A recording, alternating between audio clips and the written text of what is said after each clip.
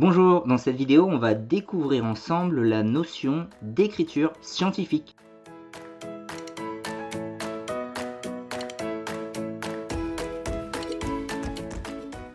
Alors je ne vais pas vous dire directement ce qu'est l'écriture scientifique, justement, comme je vous l'ai dit, on va essayer de la découvrir, de comprendre son intérêt pour la construire ensuite ensemble, l'écriture scientifique.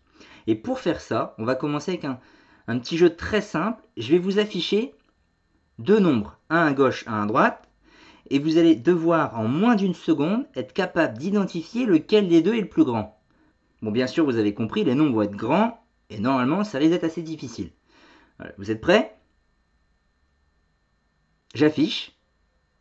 C'est terminé. Voilà, une seconde s'est écoulée. Alors, est-ce que vous êtes capable, là, de me dire, avec certitude en plus, lequel des deux était le plus grand? Bon, je suis quasiment sûr que non. C'est pas possible, ils étaient trop grands pour cela. C'est fait exprès. Et donc, c'est à partir de ça qu'on va comprendre l'intérêt de l'écriture scientifique. C'est une écriture qui va permettre, en moins d'une seconde justement, d'identifier, lorsqu'on va écrire deux nombres, lequel des deux est le plus grand. Donc ça a vraiment son intérêt. Alors avant même d'aborder l'écriture scientifique à proprement parler, je vais un petit peu retravailler sur ces deux nombres avec une notion que vous avez déjà apprise en 6e, 5e. Je parle là des ordres de grandeur. C'est pas ça l'écriture scientifique, mais enfin ça s'en approche. Quand on devait écrire les ordres de grandeur en 6e, 5e, en fait, ça consistait à garder une partie de mon nombre, mais à le simplifier, mais à garder la même taille. Concrètement ici, ça revient à écrire ça en ordre de grandeur du nombre A. On va garder le 1, et en fait, on va devoir compter en tout combien il y a de chiffres. Et on va tout remplacer par des zéros. Bon là, c'en est déjà, mais ça aussi, on va le remplacer par des zéros. Bon, c'est ce qui nous permet d'ailleurs de trouver la taille du nombre. C'est pour ça qu'en une seconde, vous ne pouviez pas. C'est parce qu'il faut compter le nombre de chiffres. Alors, on va le faire avec des paquets de 3. Donc, un paquet de 3, 2,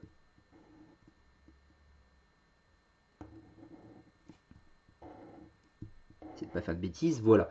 Donc on identifie, il y a un 1 et 5 paquets de 3. Donc on va mettre un 1 avec 15 zéros. Ça c'est un ordre de grandeur. Voilà, ça donne une idée bien suffisante de la taille du nombre. C'est une version simplifiée. Voilà, je le redis, voilà ce qu'on faisait en 6e principalement. Donc là il m'en manque encore 3. Voilà, c'est un ordre de grandeur de mon nombre A. On peut faire la même chose avec le nombre B. On va garder le 7 et tout le reste va être remplacé par des zéros. Il faut à la fois compter le nombre de paquets de 3.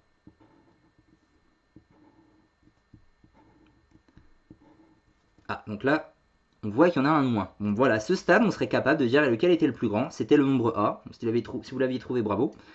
Mais enfin, à mon avis, vous n'étiez pas sûr. Et donc, pareil, on remplace par des zéros.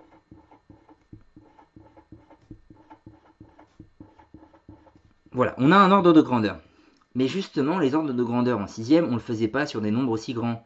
Parce que ça ne permet pas non plus de les comparer très vite, ces deux nombres. En fait, on le faisait beaucoup avec des exemples comme j'ai 153,18 € dans mon portefeuille, quelqu'un d'autre à côté de moi a 113,8 €, lequel de nous deux a le plus d'argent? Bon bah là, 153 et des poussières, on disait que c'était 150 €, c'était un ordre de grandeur. 113 et des poussières, on disait que c'était 110 €. Et puis 150, c'est beaucoup plus grand que 110. Bon bah c'est celui qui a 150, en l'occurrence moi, qui avait le plus d'argent. Voilà, ça c'était un ordre de grandeur. Simplifier le nombre, et ça permettait vraiment de trancher directement. Ou alors faire des additions aussi rapides pour avoir une idée d'un prix, si c'était plusieurs articles qu'on réunissait. C'est ça les ordres de grandeur. Mais là, sur nos nombres comme ça, très grands, c'est pas terrible quand même pour être capable de les comparer. Donc on va faire autre chose. Mais ça va quand même être sur l'idée de savoir en tout combien il y a de chiffres. Ça va être l'écriture scientifique. Sauf que contrairement aux ordres de grandeur, l'écriture scientifique, elle va vouloir conserver toute la précision de notre nombre. Donc on ne va pas changer en fait des chiffres. Ceux qu'on connaît vont rester présents. Donc là en fait, tout ça c'est des zéros. C'est ce qui ne va pas trop nous intéresser tout de suite. On va garder en fait la partie où il n'y a pas de zéro. On a plus d'informations que ça. Donc ici pour le nombre A, ça va être cette partie-là. Et pour le nombre B, cette partie-ci. Voilà, déjà, ça va se construire à partir de ça. Sauf que pour comparer directement, dans les deux situations, l'écriture scientifique, en fait, ça consiste à garder qu'un seul chiffre avant la virgule et que autre chose nous indique à côté le nombre de chiffres. Comme ça, on peut tout de suite comparer. Si ça nous dit là, il y a 16 chiffres, là, il y en a 15, bon, bah c'est réglé, je sais lequel des deux est le plus grand. C'est ça un peu l'écriture scientifique. 12 407, on va en fait garder 1,2407. On va garder qu'un chiffre à gauche de la virgule. On va faire pareil avec le nombre b d'ailleurs. Donc là, c'est que le 7 et on va écrire 405. Donc je redis bien l'écriture scientifique. Déjà, on veut un seul chiffre ici. Parce qu'en avoir plus, c'est pas utile. Ouais, mais seulement, là, j'ai pas du tout écrit le nombre A, là, j'ai pas du tout écrit le nombre B, j'ai écrit un nombre qui est beaucoup plus petit que le nombre A. Il faut compenser ça, il faut compenser ce qu'on vient de faire. En faisant quoi? En fait, qu'est-ce que j'ai fait? La virgule, actuellement, dans mon vrai nombre, elle est au bout.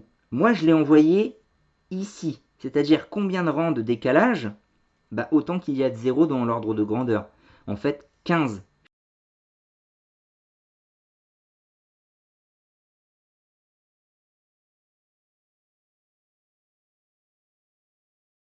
Je l'ai décalé de 15 rangs.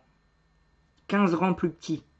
Si je veux que ça reste égal à mon nombre de départ, je vais compenser ça, cette diminution de 15 rangs, en refaisant une augmentation de 15 rangs. Comment on fait ça? Bah, c'est le grand 4 de la leçon. On va en fait multiplier par une puissance de 10. C'est ça, c'est les puissances de 10 qui nous permettent de décaler la virgule. Je vous ai dit que j'avais diminué de 15 rangs. Il faut que je compense ça en réaugmentant de 15 rangs, donc en multipliant par 10 puissance 15. Voilà, ça, c'est l'écriture scientifique de mon nombre A. Et pour le nombre B, je garde donc 7,405. J'ai diminué. De combien de rangs? Bien, la virgule était ici, et moi je l'ai envoyée là. Il y a 15 chiffres, donc moi je l'ai décalé de 14 chiffres. Donc pour compenser ça, on va faire x 10 puissance 14. Et maintenant, est-ce que je suis capable instantanément de comparer mes deux nombres? Oui, directement. Ça vaut du 10 puissance 15 et des poussières. Ça, c'est du 10 puissance 14 seulement. A est plus grand. Ce qui revient à ce qu'on avait fait en comptant les chiffres. Sauf que ça, ben, je peux le faire en une seconde. Donc je termine à nouveau avec deux cas, donc vous allez devoir comparer les nombres. Donc je vais vous les afficher une seconde, vous allez devoir identifier lequel est le plus grand. Vous êtes prêts? J'affiche. Je cache. Donc est-ce que vous avez été capable à nouveau d'identifier lequel est le plus grand? Ben, je ne pense pas, pour les mêmes raisons que les deux de tout à l'heure. Ce que je vais faire maintenant, c'est que du coup, je vais vous écrire l'écriture scientifique. Donc vous êtes prêts, je vais vous l'afficher, vous allez avoir une seconde pour me dire lequel est le plus grand. C'est parti. Fini. Donc là, je pense que vous avez été capable. Hein, je réaffiche. Effectivement, bah, c'est celui-là, tout simplement. Puisque lorsque les deux nombres sont écrits en écriture scientifique, l'idée de sa taille, elle est contenue ici. Et là, on voit que les puissances ne sont pas les mêmes. C'est 14 et 13 là seulement. Donc c'est ici que le nombre est le plus grand.